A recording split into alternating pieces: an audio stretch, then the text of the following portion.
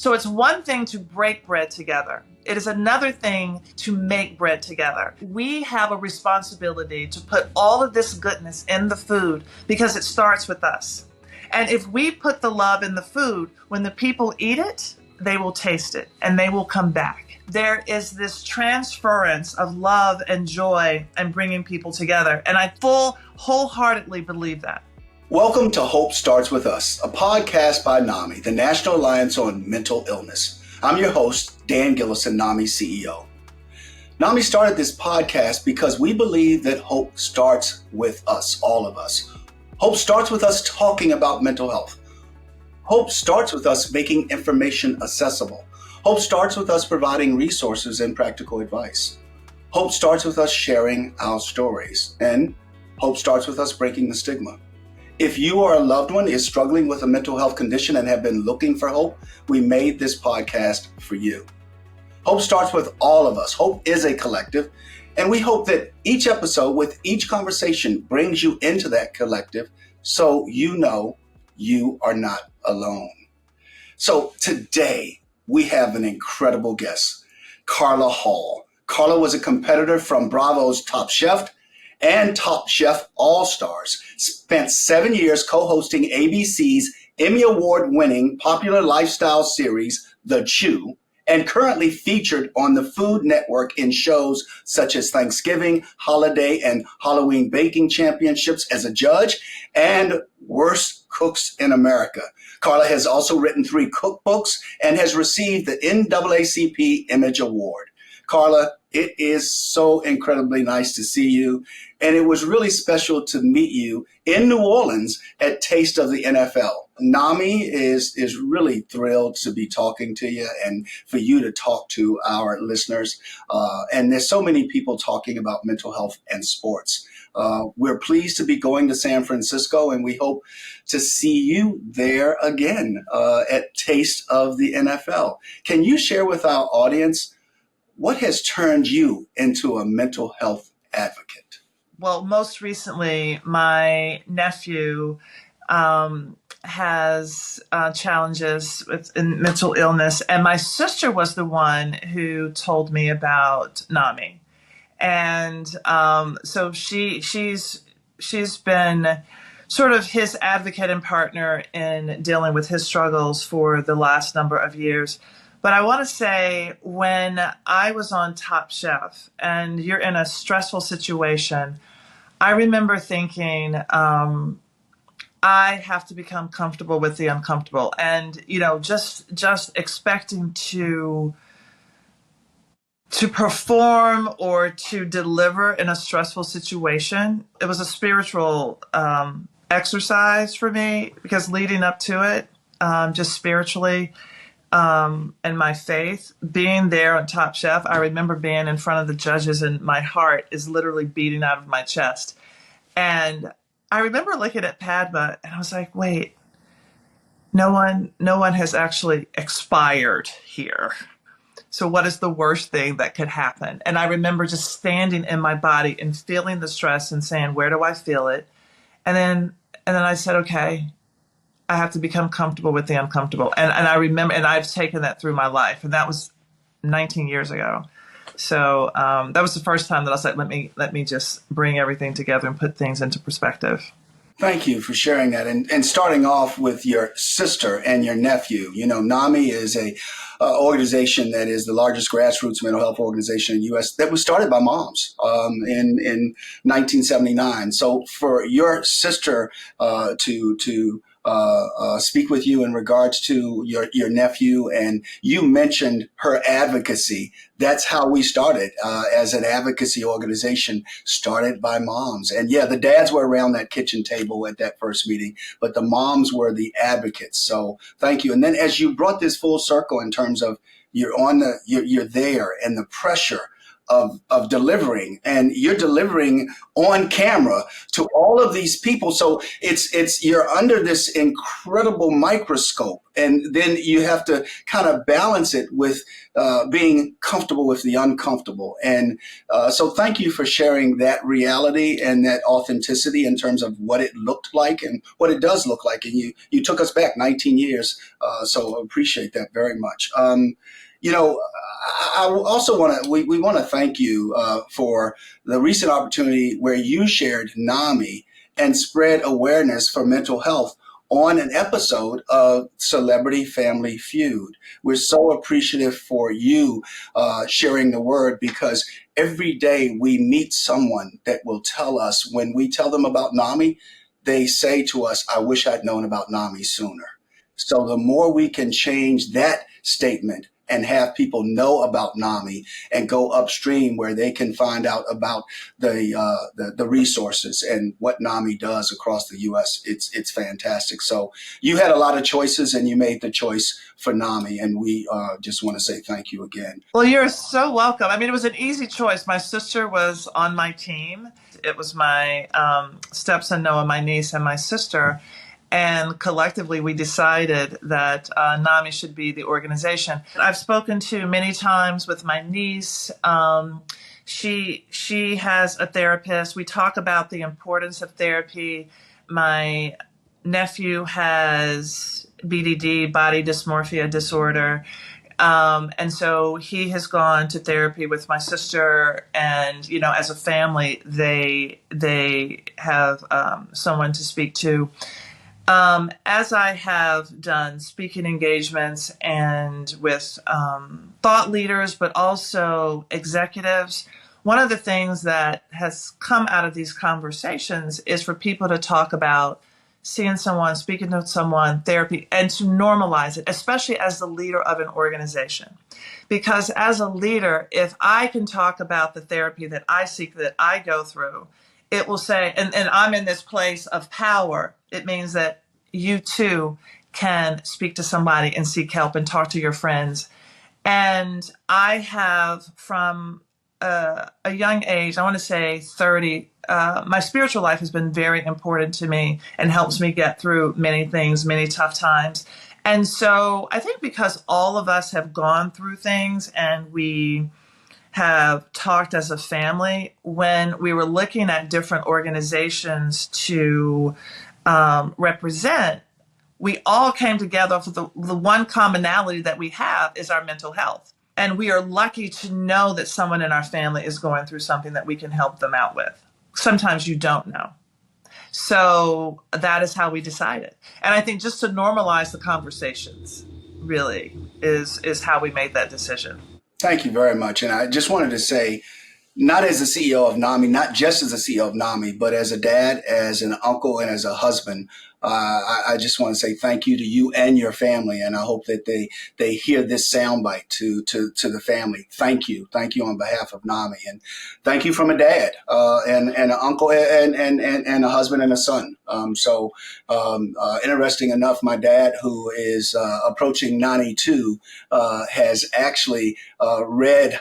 He's a voracious reader, so we have our first book, You Are Not Alone, the NAMI Guide to mental health. He read the book and he asked me about my mental health. First time in my life, at 68 years young, that he's ever brought up mental health, which I don't know that he would have had he not read the book. So it is about that family connection and us, helping each other out. Yeah, as we speak about normalizing the conversation, I want to transition, if I can, for a moment, to an upcoming cookbook release that you're going to have.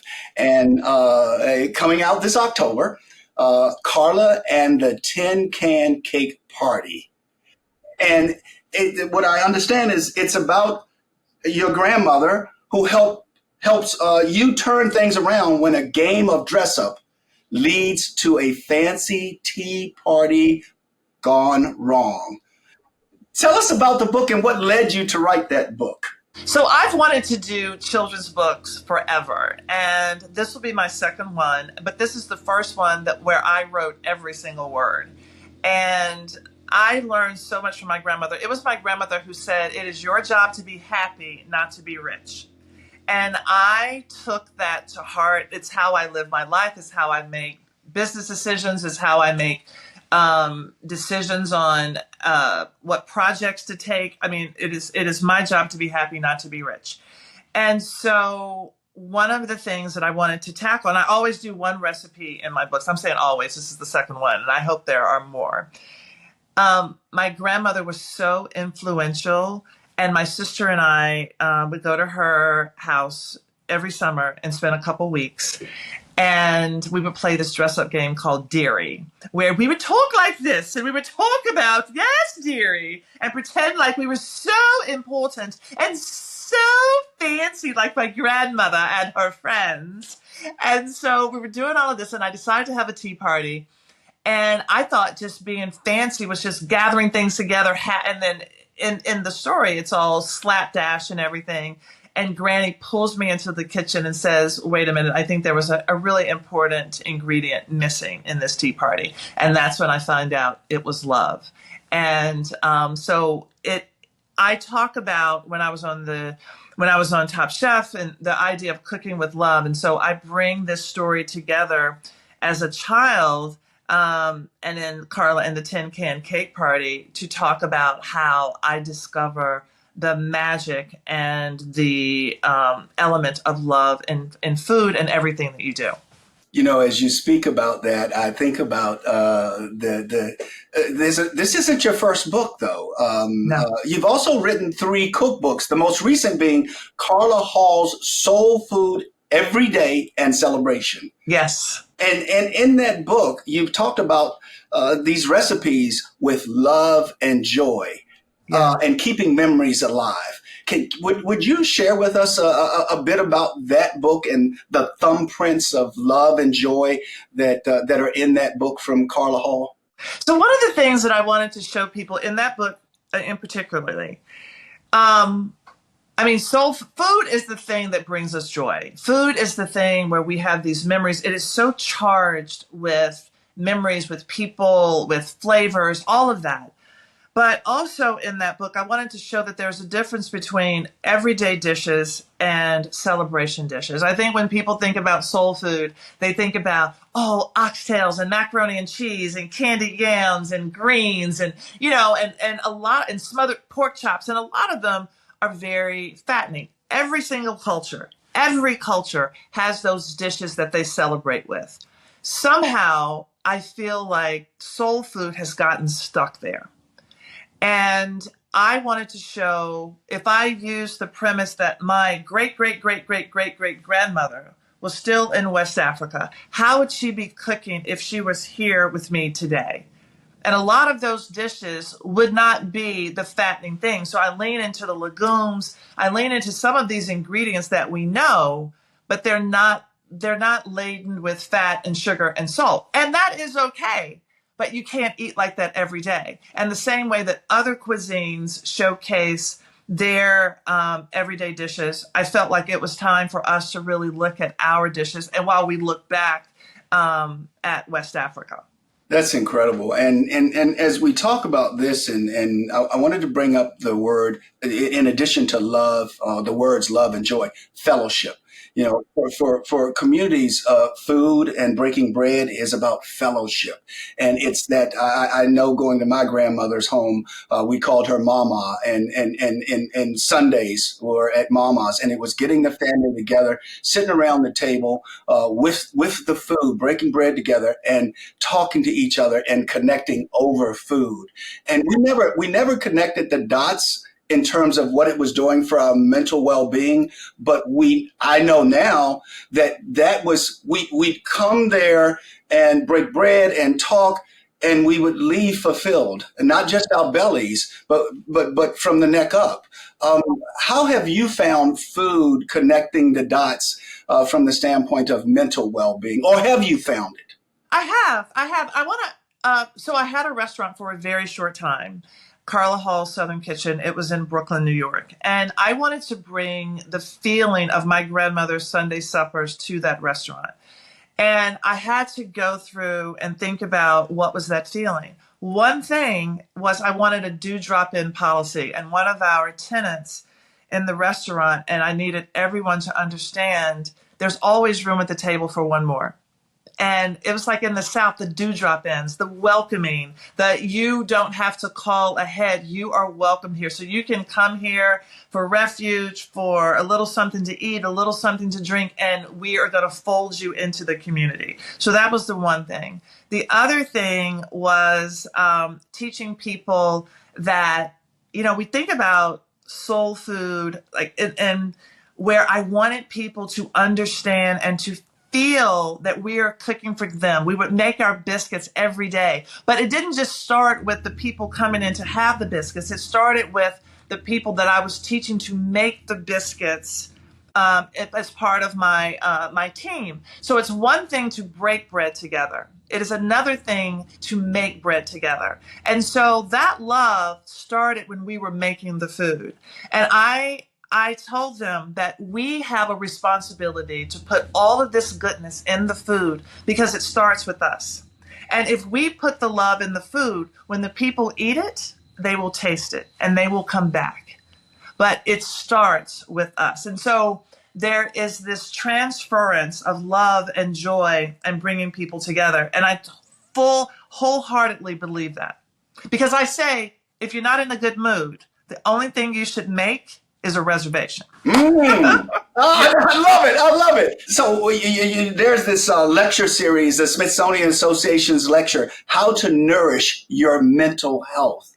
And I know for me, Carla, and my wife has become a vegetarian, and I used to love to marinate meat and actually season it overnight and slow cook it and fix all kinds of dishes. My grandmother's macaroni and cheese, which the family now, when we get together, is Dan bringing Mama's macaroni and cheese. So it's a mandate that I do that. But sometimes I will go in, even now when it's just we're empty nesting, and I will cook, even though there's no one there to eat it, because it's to nourish my mental health.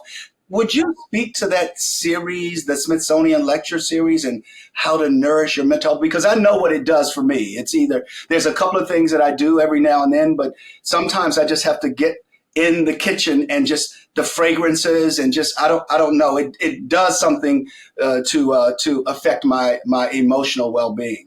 Oh, absolutely. When my husband was as an attorney and working for the FDA, he wouldn't even take off his work clothes. He would come in and start cooking. So I get it. And so that was how he would decompress. One of the things, I did a series of meditations while prepping your food. And so a lot of people ask me, do you listen to music? And I know music can be very soothing. Do I listen to music in the kitchen? And I said, I actually don't, because I like to hear the sounds of the food. I like to be immersed in this. I like to hear the water running. I like to hear, the knife hitting the cutting board and cutting through lettuce, and it's a certain sound. I like to hear the sizzle of a pan. I like to hear when I'm making dressing, and I know that I have like all the aromatics, like shallots and vinegar and mustard in the blender. And then I know that when I pour in the oil, it's like all of that is nourishing me. And I know that in terms of my mental health, I'm decompressing. I know that I am preparing this for a person who is going to enjoy it. And by that gift and the gratitude that I get to do that, I'm also connecting my mental health with this food for the person that I am giving it to. And I do that through the lens of with my grandmother, and she's no longer here with us, but she was the culinary matriarch of our family, and that is the torch that I carry now. As the culinary matriarch, the person who is going to be the keeper of the recipes, the food memories, and all of that. So I own that title. I mean, self-proclaimed, let me just tell you. But all of that is for the mental health of our family. And I tell you, for the holidays and when my nieces and my and nephews come over, it is like this anticipation, just like I had at my grandmother's house, and everybody exhaling, knowing when they see their favorite dishes. So all of that, and is celebrated through that series at the Smithsonian, and also through celebrating other cultures through food. Yes, being inclusive and really celebrating, acknowledging, and tasting it, and that on your palate is just wonderful. It gives you a different experience. Yeah, thank you for sharing that, Carla. As we get ready to wrap up, I want to also say something to you that I met you years ago on a train ride from New York. And you were so nice. I just reached back and I'm seeing this personality here on the train, and I was like, "Excuse me, I just want to say hi." And you were so pleasant from then to now. And then I see you at the NFL experience for the Super Bowl, and you are meeting and greeting everyone. Then I see you at the airports, and you are meeting. You're taking pictures with people. You're meeting people. How do you take care of your well-being when you are giving so much of yourself to all of us? I've never seen you, and I see you most often at the airports. I've never seen you not meet someone with that joy, with that smile, and say hi, and make that other person feel good. So we're judging the book by its cover, but when we get in the table of contents and the chapters, how does Carla take care of Carla? I mean, it's a two-prong, a multi-prong thing, that the things that I do to take care of myself. One, in that moment, it is gratitude. It is gratitude to that person, because I feel like the people who come up to me are the reasons I have a job. So I am not exhausted by it. It's like in that moment, I get to thank them and to speak to them and to see them. And then at home, I have an incredibly supportive husband. I am borderline introvert, extrovert. So a lot of people think that I'm an extrovert and that my energy is high all the time. So I do have to retreat. I know that about myself. So I know that I have to retreat and sort of be alone and be at home and regain my energy. I also belong to a group called the Athena Sisters. It's a spiritual group that I've been involved with them for 4 years. So my spiritual life has been very important to me. I mean, for the last 32 years. And just to recharge. And I have an incredibly supportive team around me. When I tell you I cannot do this alone, it is knowing that I am not alone, and I know what my gifts are. I also know where I fall short, and someone else picks up. I have. There's Kirsten, my assistant. There is Amanda, who does my social media, and then there is Arian, who does she's my culinary producer, and it happens to be 4 people, but I see us raising and rising as a box, not a pyramid, with me on top. And I know that I have people that I can lean on professionally. I know that I have people that I can lean on. I have really great friends that I can talk to personally. And I keep really good people around me. But the most important thing is, for all of these people, I want them to tell me when I stink. I don't have to be perfect. I know that I do not have to be perfect, nor do I try to be perfect.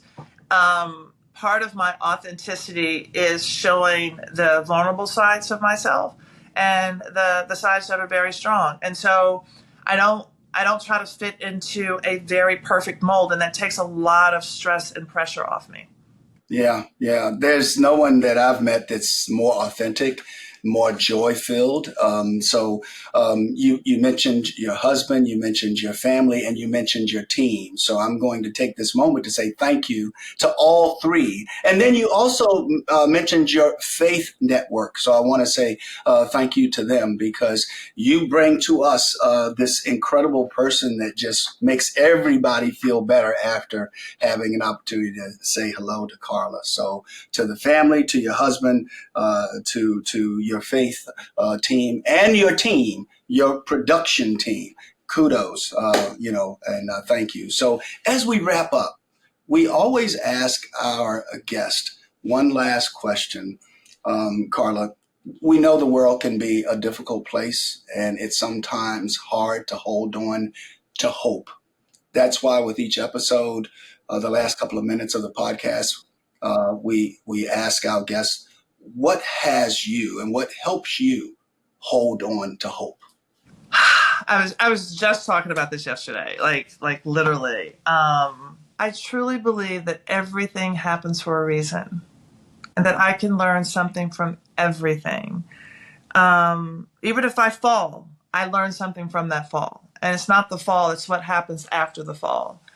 But when I look out at the world and I see little pieces of joy, when I see the trees and the nature, and a child laughing or riding their bike and doing and being able to do the things that I do and to pass on joy, that gives me hope. When people reach out to me and they're like, thank you for having social media that lifts us up, that finds the spark or the joy, that lifts me up. That brings me hope. Because right now, it can be a little hard. But I think we just have to remember to rest our nervous system, to breathe, and know that there are two emotions. There's love and there's fear, and every single emotion is a derivative of each. And so I choose love, and that gives me hope. That's incredible. There's two emotions. There's love and fear. And thank you, Carla, for sharing that. And this has been fantastic. And Carla, as we wrap up, we just want to say again, thank you, and looking forward to seeing you in person Yes. soon. Look forward to it. So, folks, this has been Hope Starts With Us, a podcast by NAMI, the National Alliance on Mental Illness. Representation, mentorship, and opportunity matter. Learn more about NAMI's outreach to Black and African ancestry communities through the Community Health Equity Alliance at www.chea.nami.org. Now, if you're looking for mental health resources, you're not alone.